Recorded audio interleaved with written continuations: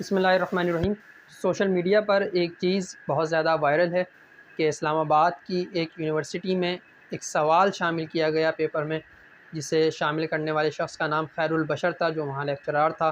University نے اس شخص کو فارغ تو کر دیا، مگر وہ سوال کیا تھا اور وہ سوال اپنے ساتھ کتنے سوالات کھڑے کر گیا ہے، یہ بات سوچنے کی مجھے اور آپ کو اور ہمارے معاشرے کو ضرورت ہے۔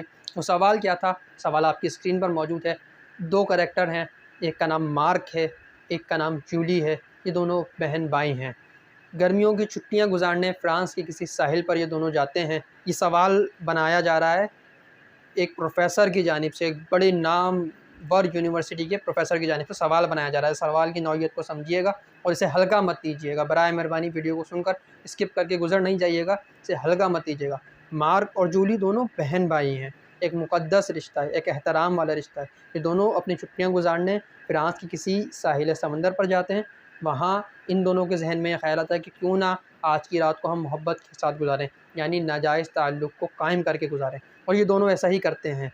احتیاطی تدابیر کو اختیار کرتے ہوئے، جو احتیاطی تدابیر باہم ملنے میں اختیار کی جاتی ہیں، وہ تمام چیزیں سوال میں لکھی ہوئی ہیں۔ واضح طور پر میں اسے بالکل ایز اٹ از نہیں پڑھ رہا، بلکہ نارمل الفاظوں میں پڑھا رہا ہوں، کیونکہ مجھے پڑھتے ہوئے بھی شرم آ رہی ہے۔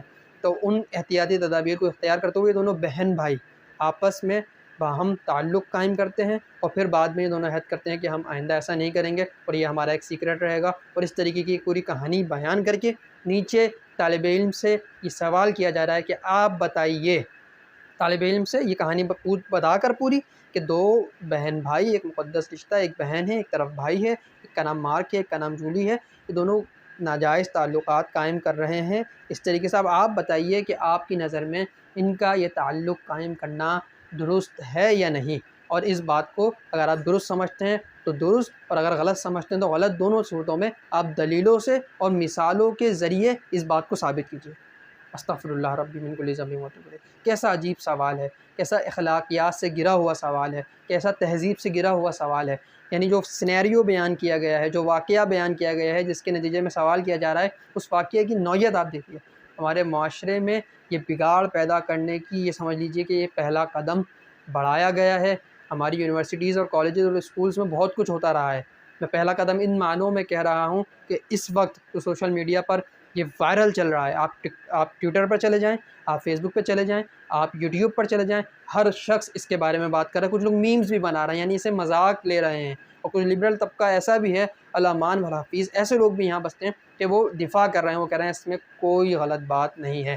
جو لوگ یہ سمجھ رہے ہیں نا کہ اس واقعے میں یا اس پیپر کے سوال بنانے میں اس پروفیسر کی کوئی غلطی نہیں ہے، اس پروفیسر کا نام ہے خیر البشر، نام خیر ہے اور کام سارے کے سارے شر والے ہیں۔ یونیورسٹی نے اسے فارغ کر دیا، اسے بلیک لسٹ کر دیا، لیکن ایسے سینکڑوں لوگ موجود ہیں ابھی بھی، اور وہ لوگ جو یہ سمجھ رہے ہیں اور یہ دفاع کر رہے ہیں اس پروفیسر کا کہ ہاں اس نے جو کچھ کیا وہ سب صحیح تھا، تو میں ان سے یہ کہتا ہوں کہ آپ مارک کی جگہ، اگر وہ شخص آدمی ہے تو اس سے کہتا ہوں کہ مارک کی جگہ وہ اپنے آپ کو رکھے، اور جولی کی جگہ وہ اپنی بہن کا نام لکھے، اور بار بار 2 سے 3 مرتبہ اس سوال کو پڑھے، اور اگر پڑھنے کے بعد اس کی غیرت جاگ جائے تو مطلب ابھی ضمیر اس کا زندہ ہے، اور اگر ایسا کرنے کے باوجود بھی اس کی غیرت نہیں جاگتی تو وہ یہ شخص یہ بات سمجھ لے کہ اس کا ضمیر مردہ ہو چکا ہے، مر چکا ہے۔ ہمیں بحیثیت قوم انتہائی باخبر رہنے کی ضرورت ہے۔ ہمیں اپنے تعلیمی اداروں پر نظر رکھنے کی ضرورت ہے، اس نصاب پر نظر رکھنے کی ضرورت ہے، پڑھانے والوں پر نظر رکھنے کی ضرورت ہے کہ ہمارے بچے کیا پڑھ رہے ہیں۔